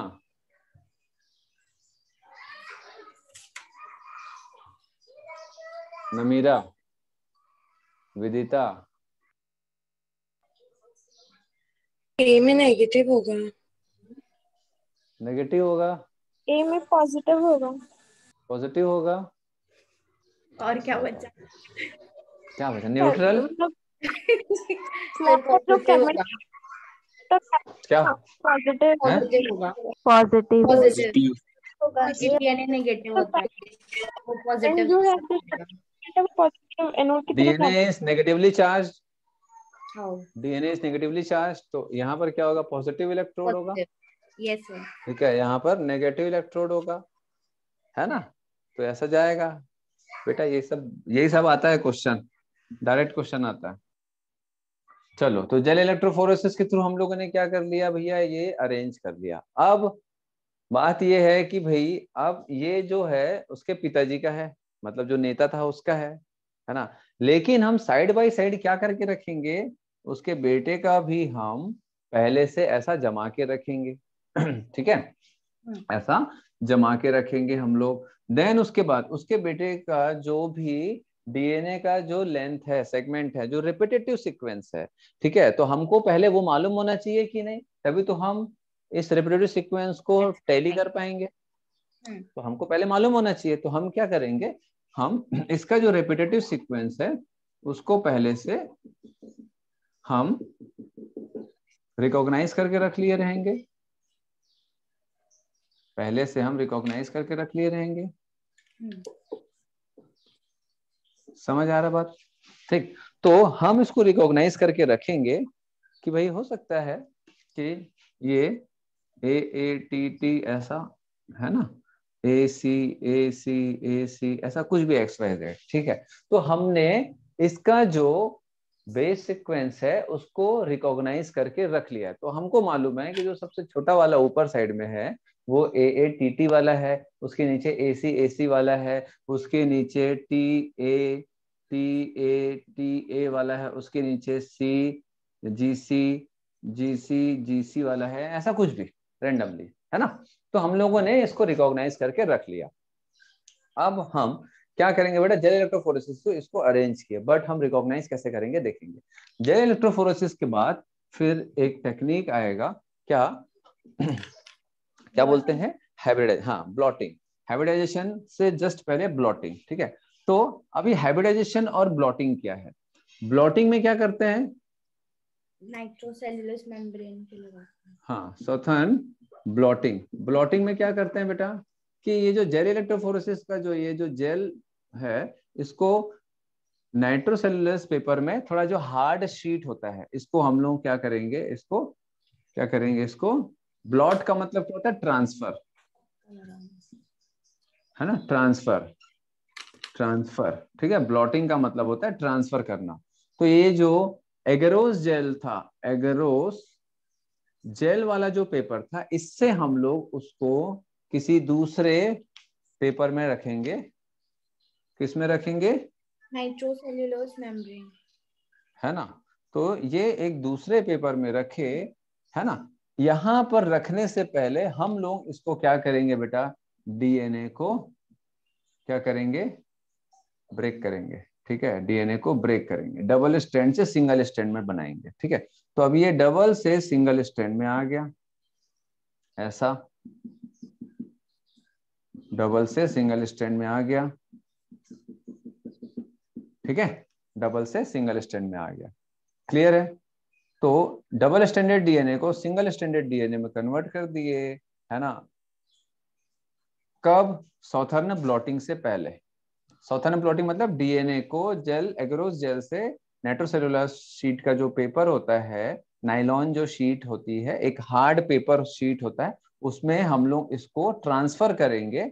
ये ट्रांसफर होगा, ट्रांसफर के साथ में क्या होगा बेटा, हम उसको डीएनए को ब्रेक कर दिए, दैट इज डीनेचुरेशन किए, या फिर बोल सकते हैं डीनेचुरेशन, ठीक है। डीनेचुरेशन करेंगे डीएनए का एंड उसको ट्रांसफर करेंगे इसमें, ठीक है, नायलॉन शीट में। क्लियर है यहां तक? ठीक। अब नायलॉन शीट में इसको ट्रांसफर करने के बाद हम क्या करेंगे बेटा, हाइब्रिडाइजेशन। अब हम क्या करेंगे, हाइब्रिडाइजेशन। अभी हाइब्रिडाइजेशन आप लोगों को मालूम है क्या होता है, केमिस्ट्री में भी पढ़ते हो, है ना। कॉम्प्लीमेंट्री चीजों को जोड़ना जो एक दूसरे से जुड़ सकते हैं, ठीक है। तो अब ये जो फादर का था, ये उसके फादर का था, मतलब वो नेता का था, ये सन का है। तो हम लोगों ने सन का, उसके बेटे का न्यूक्लियोटाइड बेस सीक्वेंस को रिकॉग्नाइज कर लिया है। अब हम रिकॉग्नाइज करने के बाद क्या करेंगे कि ये जितने भी बेस सीक्वेंस है, जैसे कि ये पूरा का पूरा 46 है, मान के चलो पूरा 46 डीएनए का बेस सीक्वेंस है। फॉर एग्जांपल ये 1 से लेकर के 46 डीएनए का बेस सीक्वेंस है। क्लियर है? मैं सिर्फ 4 बता रहा हूँ, मतलब 4 मतलब 46 मान लो आप लोग, ठीक है, ये पूरा है, ठीक।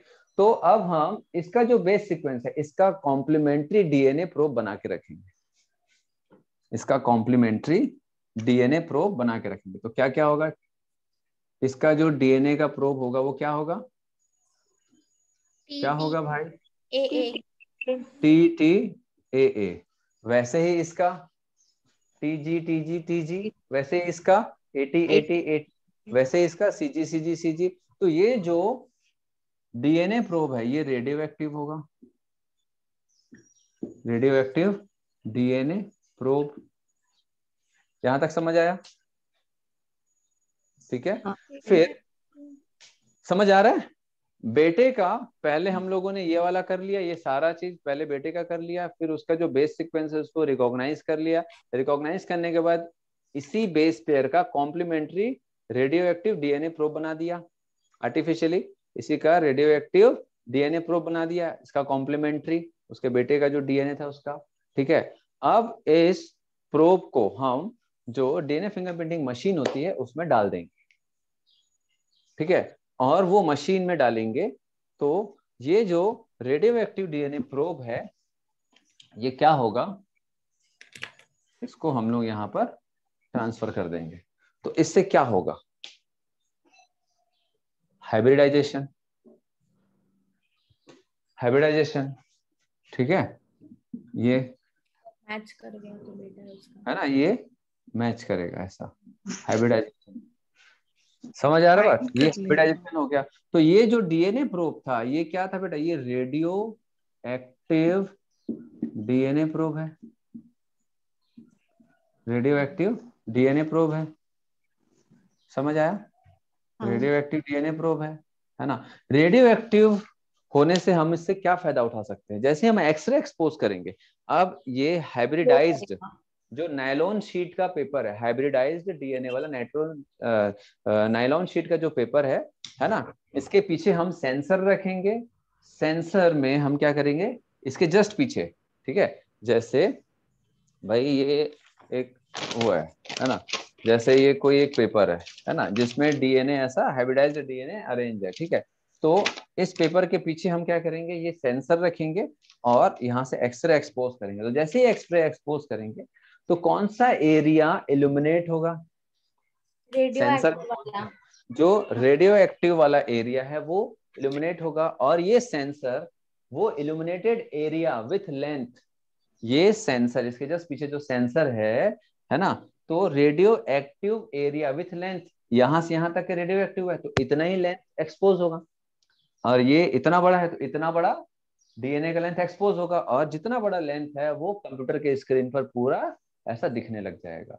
फिर मेरा एक सवाल रहेगा कि बताओ भाई, जागृति की फादर का अगर हम ये हाइब्रिडाइजेशन कर रहे हैं तो बेटे का जो 46 रेडियो एक्टिव DNA प्रोब जो हम लोगों ने यहां से ऐसा बना के रख लिया है, इसका कॉम्प्लीमेंट्री, ठीक है, तो बेटे का जो 46 DNA है उसका जो कॉम्प्लीमेंट्री DNA प्रोब है रेडियो एक्टिव, कितना जुड़ेगा, 46 में से कितना जुड़ सकता है फादर के DNA के साथ में, कितना हाइब्रिडाइजेशन हो सकता है, कितना DNA प्रोब जुड़ सकता है। 46 DNA प्रोब है और फादर का 46 DNA का सेगमेंट है, तो कितना DNA प्रोब कितना DNA के साथ में जुड़ सकता है मैक्सिमम। चलो कोई भी और बताओ, बताओ भाई श्रेया। 23। श्रेया मैक्सिमम कितना जुड़ सकता है? ये समझ गए तो खत्म है फिर DNA फिंगरप्रिंटिंग जो क्वेश्चन आता है। हाँ बताओ, कोशिश करो। मैंने पूछा कि देखो फिर से एक देखते हैं कि बेटे का पहले हम लोगों ने DNA का सेम DNA काट काट के रखा है, 46 एक से लेके 46 DNA का रेपिटेटिव सीक्वेंस को काट के हम लोगों ने अरेंज कर दिया। अरेंज करने के बाद उसका कॉम्प्लीमेंट्री बेस पेयर्स जो है रेडियो एक्टिव बना लिया। जैसे इसका हम लोगों ने रेडियो एक्टिव बना लिया AATT का TTAA, वैसे ही 46 रेडियो एक्टिव DNA प्रोब, पहला DNA से लेकर के 46 DNA तक का रेडियो एक्टिव DNA प्रोब हम लोगों ने बना लिया VNTR वाला। तो ये 46 के 46 को हम फादर के 46 DNA के साथ में छोड़ देंगे। तो कितना डीएनए, कितना complementary radio active DNA probe maximum कितना जुड़ सकता है फादर के डीएनए के साथ में, कितना कॉम्प्लीमेंट्री बेस पेयर बना सकता है मैक्सिमम?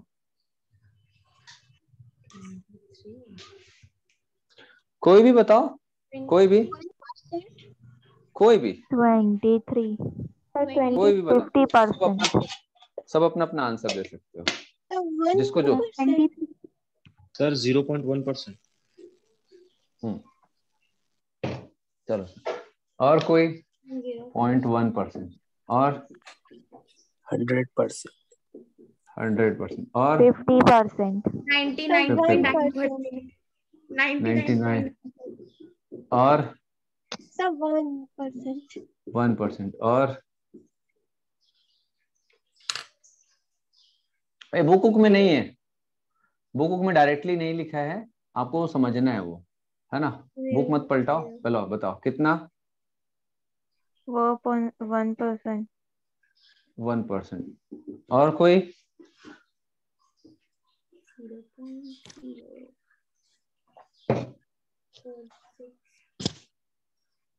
ये बहुत इंपॉर्टेंट टॉपिक है बेटा, इससे जो क्वेश्चंस आते हैं वो थोड़े अच्छे आते हैं, ठीक है? चलिए, हो गया?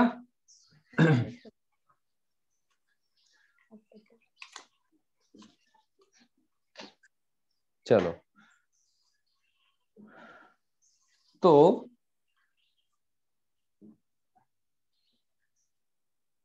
अब यहां पर हम देखेंगे, ये कोई एक सन है, ठीक है? ये बना कैसे? फादर और मदर के कॉम्बिनेशन से ही बना है। तो 23 क्रोमोसोम मदर से आएगा, 23 क्रोमोसोम फादर से आएगा, और इसका 46 होगा, ठीक है? चलो, तो इसके पास 23 डीएनए फादर से आ रहा है, 23 डीएनए मदर से आ रहा है। समझ आ रहा बात? इसका ये मतलब हुआ कि फादर का जो 23 डीएनए है उसमें 23 VNTR आ रहा होगा, और मदर से 23 VNTR आ रहा होगा। ऐसा होता है? बिल्कुल बेटा, भाई 23 पेयर होते हैं ना हमारे पास, मतलब 1 to 23, 1 to 23, ये ऐसा कॉम्बिनेशन होता है ना। फर्स्ट क्रोमोसोम पेयर में होता है, 23rd क्रोमोसोम पेयर में होता है, मालूम है कि नहीं आप लोगों को? ठीक है, फर्स्ट क्रोमोसोम पेयर्ड होता है, सेकंड क्रोमोसोम पेयर्ड होता है, सारे क्रोमोसोम्स पेयर्ड होते हैं, उसी को तो एलील बोलते हैं बेटा, ठीक है? उसी को तो एलील बोलते हैं, ठीक है? तो हमेशा जीन प्रेजेंट इन एलील, समझ आ रहा बात? हम जीनोम का मतलब क्या होता है? हैप्लॉइड बोलते हैं हमेशा, ठीक है? तो 23 डीएनए अगर फादर से आ रहा है, इसका क्या मतलब होगा कि जो फादर के पास डीएनए में जो VNTR है वो उसकी वाइफ के पास होगा क्या? नहीं। इसके फर्स्ट क्रोमोसोम, इसके फर्स्ट डीएनए में जो VNTR है, जिस पोजीशन पर है, और जो सेगमेंट है, जो लेंथ है, और जो रिपीटेटिव सीक्वेंस है, सेम मदर के पास होगा क्या? नहीं। नहीं होगा। इसका ये मतलब हुआ कि फर्स्ट डीएनए में जो रिपीटेटिव सीक्वेंस जिस पोजीशन पर फादर के पास है, वही पोजीशन पर उसके बच्चे के पास होगा, फर्स्ट वाले में। लेकिन मदर के फर्स्ट पोजीशन पर जो VNTR है, वो वाला VNTR भी उसके बेटे के पास होगा। इसका ये मतलब हुआ कि फर्स्ट क्रोमोसोम का जो सेट है, क्रोमोसोम पेयर है ना, फर्स्ट क्रोमोसोम का जो पेयर है, इन दोनों में से कौन सा वाला अभी ये मैच करेगा? क्या ये दोनों मैच करेगा या एक मैच करेगा? एक मैच करेगा। सिर्फ एक मैच करेगा। क्यों? क्योंकि हम फादर का डीएनए। तो अब मुझे बताओ कि कितना डीएनए मैच कर सकता है? 23। सिर्फ 23, दैट इज 50% ही मैच करेगा। समझ आ रहा बात?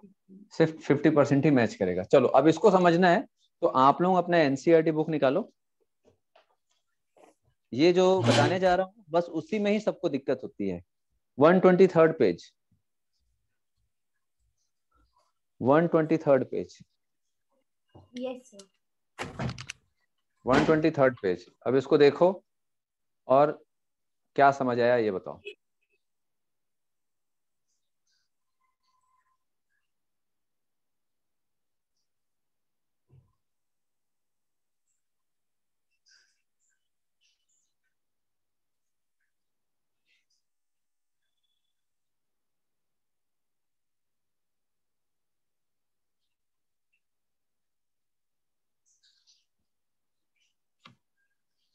जो बी है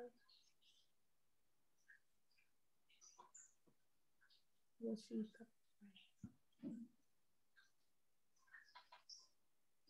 बी से मैच कर रहा है ना, सी वाला जो है।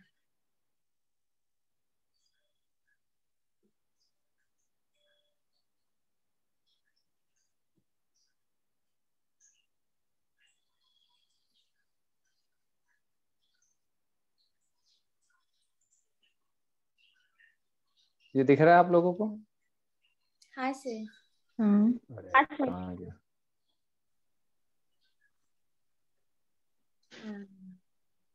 ठीक है, स्क्रीन पर जी सर। छोटा होगा। छोटा है बहुत। अब इधर देखो बेटा, ये पेरेंटल है, ये मैटरनल है। ठीक है, ये पेरेंटल है, ये मैटरनल क्रोमोसोम है। ठीक, ये 7 2 ये। अब इधर देखो, number of short tandem repeat, that is VNTR। ये डीएनए फ्रॉम क्राइम सीन। ठीक है, या फिर किसी का बच्चे का समझ जाओ। ठीक, तो ये इंडिविजुअल ए है, इंडिविजुअल बी है, कोई भी दो लोगों का लिए रैंडमली। तो आप लोग मुझे बताओ कि ये इंडिविजुअल सी का है ये। ठीक है, ये सी का, ये ए और बी दो इंडिविजुअल से मैच कर रहे हैं। तो सी किससे मैच हो रहा है? बी से। सी किससे मैच हो रहा है? बी के साथ। बी के साथ मैच हो रहा है। हाँ। लेकिन इसका कितना परसेंट क्रोमोसोम जो है वो मैच हो रहा है टोटल में से? खुद ही देखो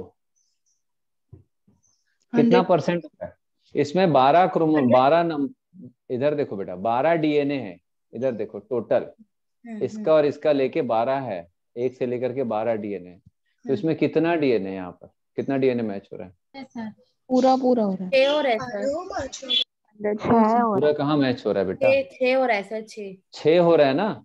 1 2 3 4 5 6 मैच हो रहा है। ठीक है, और यहाँ पर 12 है, इसके पास 6, इसके पास 6 है। और इन दोनों के पास सेम होना चाहिए क्या? मुझे एक चीज नहीं, नहीं बताओ, होना चाहिए। इन दोनों के पास सेम होना चाहिए क्या? नहीं भैया, नहीं। इसका VNTR अलग पोजीशन पर होगा, इसका VNTR का अलग पोजीशन होगा। हाँ। ठीक है, ये दोनों अलग अलग हैं, अलग अलग इंडिविजुअल हैं। माँ बाप भी बोल सकते हो इसको, बच्चा भी बोल सकते हो, सिंपल सी बात है। ठीक है, तो अब इसका देखो, बी का देखो, ये बी वाला मैच हो रहा है इस पोजीशन पर, है ना। फिर उसके बाद ये बी का सी मैच हो रहा है इधर, ये वाला मैच हो रहा है। हाँ, ये बात अलग है कि इसका भी सेम है, बट मैक्सिमम कितना हो रहा है इस एक का? ये बी और ये बी और ये इधर देखो ये बी। ठीक है, तो यहाँ से आपको क्या समझ आ रहा है कि भैया ए से मैच हो रहा है कि बी से मैच हो रहा है? बी से मैच हो रहा है। ठीक है, तो अगर 12 क्रोमोसोम लिए हैं अगर, ठीक है, तो उसमें से सिर्फ 6 का ही मैचिंग होगा। वैसे ही बच्चे और माँ बाप का भी होता है। अगर इसको मदर ले लो, इसको फादर ले लो, इसको चाइल्ड ले लो, तो इसके पास जितना भी क्रोमोसोम है उसका सिर्फ आधा ही मैच होगा, पूरा का पूरा मैच नहीं होने वाला। क्यों? क्योंकि 46 में से 23 फादर से आएगा और 23 मदर से आएगा। तो अगर मदर से मैच करेंगे तो 23 मैच होगा, और फादर से मैच करेंगे तो 23 ही मैच होगा। सिर्फ 50% मैचिंग होगा मैक्सिमम।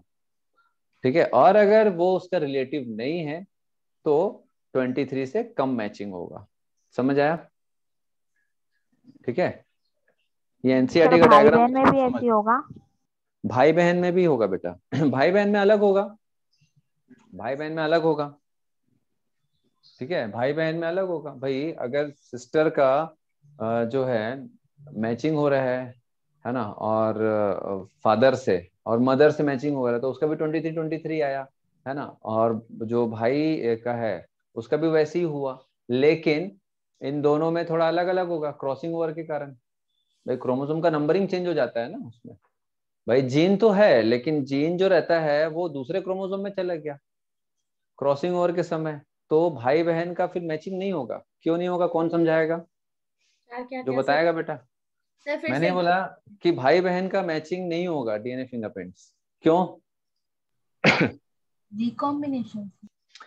भाई अलग जब अलग रिकॉम्बिनेशन होगा, क्रोमोसोम जब रिकॉम्बिनेशन होगा, इधर देखो ये फर्स्ट क्रोमोसोम का सेट है ना। रिकॉम्बिनेशन हुआ, ठीक है, रिकॉम्बिनेशन हुआ तो ये इधर कुछ चला गया, कुछ सेगमेंट इधर आ गया। आप बेटा ये फर्स्ट वाला जो रहता है हो सकता है कि ये फीमेल चाइल्ड के पास चले जाए, और ये वाला हो सकता है कि मेल चाइल्ड के पास चले जाए।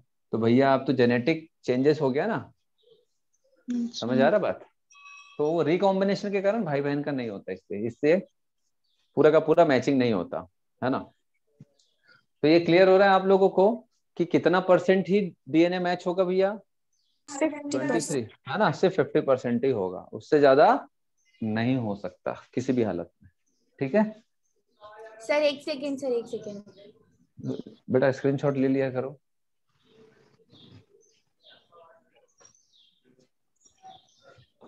सर तो वो फादर का सन में आ रहा है तो उसमें भी तो रिकॉम्बिनेशन हुआ ना? इसमें फादर और सन में जब आएगा तब हम्म तो भी तो रिकॉम्बिनेशन हुआ, तो भी तो 50% मैच नहीं होगा। अरे बेटा, उसके पास जो भी VNTR है, अब भाई एक जो डीएनए है ना, उसमें कितने सारे VNTR हो सकते हैं? एक होगा या एक से ज्यादा होगा? ज्यादा होगा। हाँ, तो यहाँ का रिकॉम्बिनेशन हो गया तो ये वाला मैच करेगा। कोई ना कोई।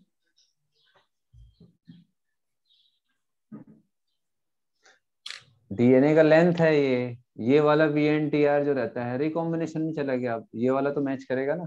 तो ये तो सेम है ना फादर और चाइल्ड में, ऐसा होता है। चलो हटा दूं। हाँ सर। ह्यूमन जीनोम प्रोजेक्ट जो रहता है यही सब है बेटा, कि जो 3 × 10⁹ बेस पेयर है, इसका सीक्वेंसिंग क्या है, उसको पूरा सीक्वेंस करने का जो प्रोसेस है उसी को ह्यूमन जीनोम प्रोजेक्ट बोलते हैं। ठीक है, 40-50 हजार करोड़ का ये प्रोजेक्ट था बेटा, बहुत बड़ा प्रोजेक्ट है। ठीक है, 40 से 50 हजार करोड़ किसको बोलते हैं, बहुत बड़ा प्रोजेक्ट है। ठीक, तो ऐसा बोला जाता है कि 1000 पन्ने का अगर ऐसा बुक हो जिसके हर एक पेज में 1000 बेस पेयर रखा जाए, 1000 बेस पेयर जो रहता है वो एक पन्ने में रखा जाए, और 1000 पन्ने का ऐसा बुक हो तो ऐसे 3300 बुक जो से भर जाएगा एक कमरा ह्यूमन के न्यूक्लियोटाइड बेस सीक्वेंस को अरेंज करने में। ठीक है, जैसे कि भैया 1 to 46 क्रोमोसोम है या डीएनए है, तो स्टार्टिंग कहाँ से हो रहा है? ठीक है, स्टार्टिंग कहाँ से हो रहा है, समझ आ रहा बात? तो ऐसा करते करते लास्ट में क्या है, ठीक है, लास्ट में क्या है, ये हमको पूरा का पूरा कैलकुलेट करना है, पूरा का पूरा एकदम रिटर्न फॉर्म में हमको लाना है ना, ताकि हमको ये मालूम हो सके कि भैया फर्स्ट में हमारा न्यूक्लियोटाइड बेस पेयर का सीक्वेंस कैसा है, फर्स्ट डीएनए में 46th डीएनए में न्यूक्लियोटाइड का बेस सीक्वेंस कैसा है। बेस सीक्वेंस अगर हमको मालूम चलेगा तो हम इससे और क्या पता कर सकते हैं, अमीनो एसिड का सीक्वेंस। अमीनो एसिड का सीक्वेंस पता रहेगा तो हमको ये मालूम रहेगा कि भैया कौन सा जीन क्या काम कर रहा है, कौन सा अमीनो एसिड की चेन क्या बना रहा है, जिससे कि हमको जो जेनेटिक इन्फॉर्मेशन उसको समझने में काफी मदद मिलेगा। जेनेटिक इन्फॉर्मेशन को अगर हम समझ गए तो डिसीज को भी समझने में काफी मदद मिलेगा। डिसीज को अगर हम अच्छे से समझ गए तो उसका इलाज भी हम बहुत अच्छे से समझ सकते हैं, ढूंढ सकते हैं। समझ आ रहा बात? तो ये एक नया बोल सकते हैं बेटा एक ईरा है बायो इन्फॉर्मेटिक्स, कि अगर हमको ह्यूमन का पूरा जेनेटिक बेस पेयर का सीक्वेंस पता है तो हम उसकी सीक्वेंसिंग के थ्रू हम जेनेटिक चेंजेस करके हो सकता है कि कुछ और हम ह्यूमन को किसी तरीके से बदल सके। समझ आ रहा है? ह्यूमन को ही नहीं, किसी भी ऑर्गेनिज्म को हम जेनेटिक चेंजेस करके बदल सके। हमको बदलने के लिए पहले उसको अच्छे से मालूम तो होना चाहिए ना कि भैया उसका सीक्वेंस क्या है, वो कौन सा प्रोटीन बनाता है, कहाँ पर कौन सा प्रोटीन नहीं बनता है। जैसे कि मैंने बताया कि हमारे पास जितने भी जीन है उसमें से मैक्सिमम का फंक्शन एक तो पता नहीं है। हमारे पास जितने जीन है उसके मैक्सिमम मतलब जितने भी न्यूक्लियोटाइड बेस सीक्वेंस है, सारे के सारे बेस जो न्यूक्लियोटाइड बेस सीक्वेंस है वो जरूरी नहीं है कि किसी काम के अमीनो एसिड को कोड करते हो या फिर किसी प्रोटीन को कोड करते हो। और जितने भी जीन है ना, उसमें से मैक्सिमम जीन के बारे में हमको मालूम भी नहीं है कि ये क्या काम करता है। और जितने भी मालूम है उसका बहुत अच्छे से फंक्शन है ना ले दे करके अभी हमको पता चला है, लेकिन अभी भी हमको बहुत सारी डिस्कवरीज करनी है जेनेटिक लेवल पर कि कौन सा जीन क्या काम करता है। कि क्योंकि ना बेटा जब ये सीक्वेंसिंग की गई तो देखा गया कि यार बहुत सारे जो डीएनए के सेगमेंट है वो कुछ काम ही नहीं कर रहे हैं या कभी कभी कर रहे हैं, और वो जब कुछ काम कर रहे हैं तो उसका फंक्शन क्या है अभी तक किसी को अच्छे से नहीं समझ आया है। तो जब हमको समझ आ जाएगा तो हम हो सकता है कि कुछ और चीजों को डिस्कवर कर सकते हैं। हो सकता है कि हम बुढ़ापे को कंट्रोल कर सकते हैं, हो सकता है हम जवानी को कंट्रोल कर सकते हैं। समझ आ रहा बात? हो सकता है हम डिसीज को कंट्रोल कर सकते हैं। आगे चल के ये होगा बेटा कि ये जो टेक्नोलॉजी है इसकी मदद से, that is human genome project, जो प्रोजेक्ट है उसमें जो टेक्नोलॉजी इस्तेमाल हो रही है उस टेक्नोलॉजी से हम जेनेटिक चेंजेस करके ह्यूमन की लाइफ को बढ़ा सकते हैं, डिसीज रेजिस्टेंट बना सकते हैं, हीलिंग प्रॉपर्टी बढ़ा सकते हैं। समझ आ रहा बात है ना? और भी बहुत सारे कारनामे कर सकते हैं। हो सकता है हम लोग एक्समैन बन जाए। ठीक है, यू नो एक्समैन? यस सर, बन जाएंगे। कौन कौन मूवी नहीं देखा एक्समैन? हाथ उठाओ। मैं नहीं, हाथ उठाओ। एक्समैन सीरीज, बाप रे इतने सारे लोग एक्समैन मूवी देखी ही नहीं हो आप लोग? Hollywood movie. एक मग्गा पानी लेना क्लास के बाद। नहीं, ऐसा नहीं, उससे मुंह धो लेना और सोचना कि मुझे आप ये मूवी एग्जाम के बाद देखना है। ठीक है, तो एक्समैन में क्या होता है बेटा, म्यूटेटेड पर्सन के बारे में बताया गया है कि मे भी आगे चल के कुछ ऐसे ह्यूमंस हो जो कि सुपर ह्यूमन हो। समझ आ रहा है? उसमें जेनेटिक म्यूटेशन है, जेनेटिक म्यूटेशन से उनमें कुछ अलग प्रॉपर्टीज होती हैं, अलग कैरेक्टरिस्टिक फीचर्स होते हैं, सुपर पावर्स होते हैं जेनेटिक म्यूटेशन होने से। समझ आ रहा बात? तो एक्समैन एक्स्ट्राऑर्डिनरी बताता है। हाँ एक्स्ट्राऑर्डिनरी, तो मे भी हम लोग सुपर ह्यूमन बना सकते हैं। ठीक है, कुछ भी हो सकता है बेटा, सिर्फ जेनेटिक लेवल पे है ना। हम जो हैं, हम लोग जो हैं, that is all because of our genes. हम क्या हैं, जो हमारे जीन्स हमको बताते हैं वही हम हैं। हमारे जीन हमको इंसान के रूप में डेवलप करते हैं तो हम इंसान बन गए। अगर वो जीन हमको बंदर बनाना चाहेंगे तो हम बंदर बन जाएंगे। कई लोगों का पूंछ आ जाता है, ठीक है, कई लोगों का पूंछ आ जाता है, कई लोगों का मुंह बंदर जैसे रहता है। समझ आ रहा बात?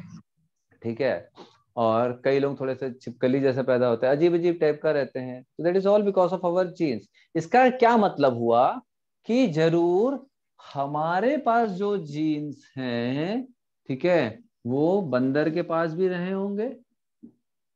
हमारे पास जो जीन्स है वो बंदर के पास रहे होंगे। ठीक है, जो मॉडिफाई होकर के अब बंदर के फीचर्स डेवलप नहीं कर रहे हैं।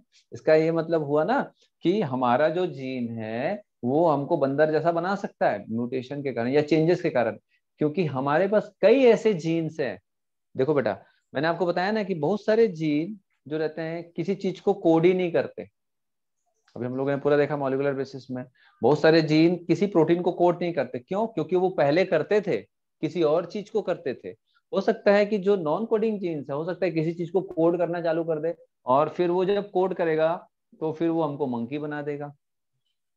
समझ आ रहा बात है ना? वो हमको मंकी बना देगा। इसका क्या मतलब हुआ कि हमारे पास जो बहुत सारे जीन जो बेफिजूल के हैं, पहले काम के थे, पहले काम के थे, अब वो काम के नहीं हैं। काम के हो जाएंगे तो हम काम के नहीं रहेंगे। समझ आ रहा है आप लोगों को?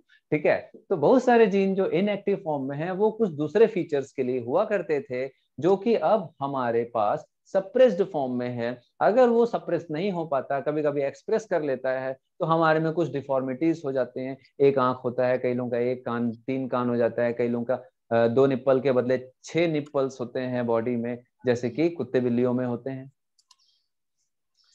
भाई मेमोरी ग्लैंड किस में होता है, मेल या फीमेल? सब में होता है, मेल फीमेल दोनों के पास होता है। ठीक है, तभी सारे मैमल्स में। तो लेकिन मैमल्स तो दूसरे भी हैं जिनके पास 2 के बदले 4 मेमोरी ग्लैंड भी होते हैं, 6 मेमोरी ग्लैंड भी होते हैं, according to their number of childs. According to their number of childs. अब भाई एक साथ 4 बच्चे पैदा हो रहे हैं और 2 ही मेमोरी ग्लैंड रहेगा तो 2 तो भूखा मर जाएगा, तो उसके लिए 2 मेमोरी ग्लैंड अलग से होना चाहिए। उनके लिए 2 एक्स्ट्रा होना चाहिए, 4 बच्चे हैं तो 6 मेमोरी ग्लैंड होना चाहिए। समझ आ रहा बात कि नहीं? ठीक है।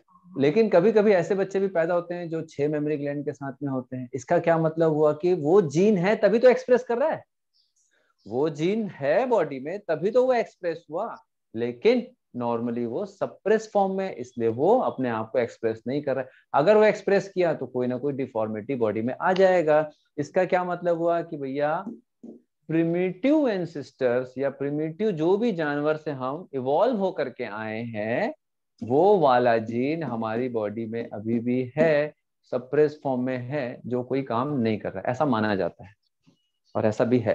ठीक है।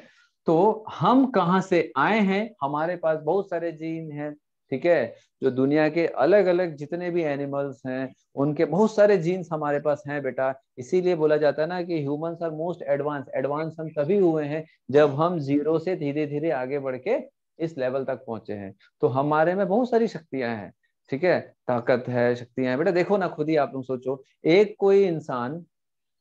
कोई इंसान 10 किलो का वजन नहीं उठा पाता है और वही कोई इंसान 300 किलो का वजन उठा लेता है। इंसान तो इंसान है, बट वो 300-500 किलो का वजन कैसे उठा लेता है? उसके पास जरूर वो प्रॉपर्टी है, बस छुपी हुई है। समझ आ रहा है ना? जैसे कि बड़े बड़े हाथी लोग हैं 400-500 किलो का वजन उठा लेते हैं, उनमें वो प्रॉपर्टी है, हमारे में भी है, उतना ताकत हमारे में भी है, हम डेवलप नहीं किए हैं। ठीक है। तो इसी सीरीज को मैं आगे लेकर चलूंगा और एक नया चैप्टर स्टार्ट करते हैं, इवोल्यूशन, कि कैसे हम बने, हमारे तक कैसे, ठीक है, ह्यूमन जो रहता है वो ह्यूमन कैसे बना और शुरुआत कहाँ से हुई, और हमारे पास जो जीन्स हैं वो कौन कौन से एनिमल्स का है। समझ आ रहा बात?